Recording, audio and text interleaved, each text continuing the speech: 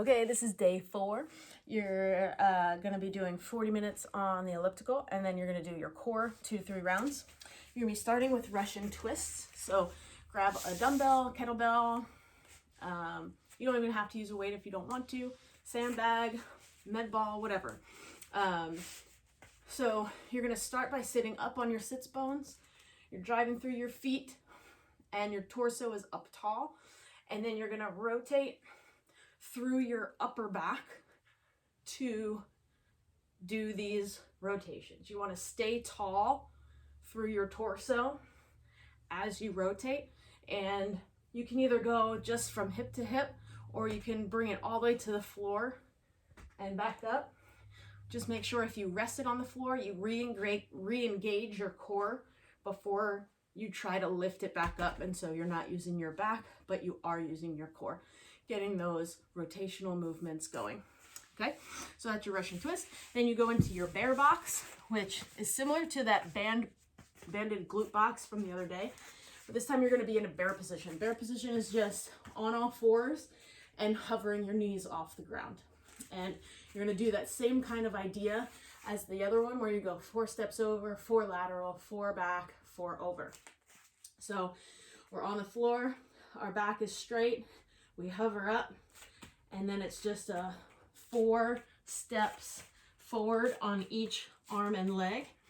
Even up, then hand to the other hand, and the foot goes out, and you do 4 over, and then it's 4 backwards, really keeping your core stable the whole time, and 4 back the other way. Okay, so again, as you're doing this, you want to make sure that your back stays perfectly stable as you're going, that you're not rounding, you're not dropping, you're not rounding your back, you're not arching your back, but you're keeping that perfect straight back, strong core, going all the way around that box. So then we go to the banded standing fire hydrants, again using that mini band like we did the other day.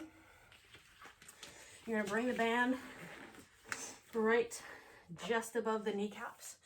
You're going to stand by something that you can hold on to for this. And so from here, so almost think about if you were like running and you landed, that's the position that you want on that leg. Or if you were just stepping, walking, and have a nice loose knee. And then from here, you're taking your opposite knee and going back on a diagonal.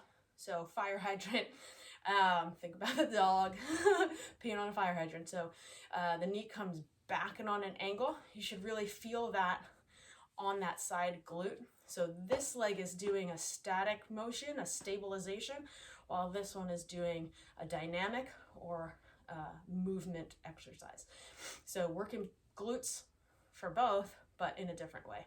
So you do all your reps that way. Pause on the outside, come back in, pause on the outside. Again, really making sure that as you do that, this glute, this outside glute here, that's what should really be working and firing. So you want to make sure it's not going straight out to the side or straight back, but somewhere in the middle. And that's going to give you the most activation that you're looking for there. Okay, hold on just so you're not fighting for your balance to stay there, so you can actually get the motion and get the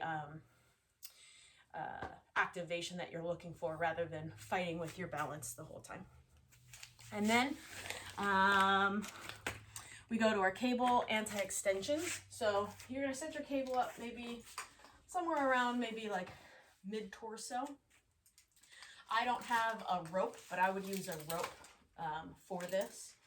So you're going to come down and kneel on the ground. If you have either a mat rolled up or an Airex pad that you could put under your knees for this, that might be a little more comfortable. So you're going to start by coming out a little bit away from the weight stack, and you're going to lean forward to start with. You're going to bring your rope out in front of you, and then from here you're going to start to just bring your center of gravity back. So my hips are over my knees, my shoulders are over that, and then my arms are going to start to come back. Once you feel your core really kick in, you're just going to sit here and take a full deep breath. As you get that exhale, you might really feel like your whole body like trembling. That's good. You want that. Do a couple breaths, come back down, lean forward, bring your arms back out, hips come back, shoulders come back, then hands come back, and hold.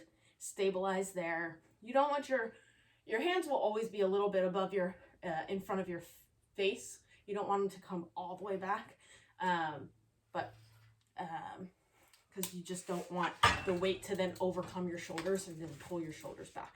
So I would come to almost overhead, but not completely up overhead.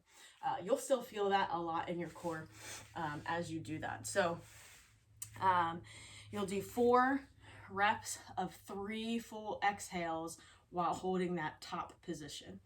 Okay, and then the last one in that grouping is hanging knee lift and obliques. So that one you're just hanging from the pull-up bar, and you're going to bring the knees up on the side, back to the center, up to the center, back to the center, up to the side, back to the center. Okay, and you're just gonna keep working around. Keep your feet and your knees together as you do this. Really think about using those lower abs to initiate the motion, and make sure that you're not like really swinging to get that motion done. You should be very controlled, and in being controlled, it should keep you from swinging if your core is doing the work right. So again, go through all of those 2 to 3 times and have fun.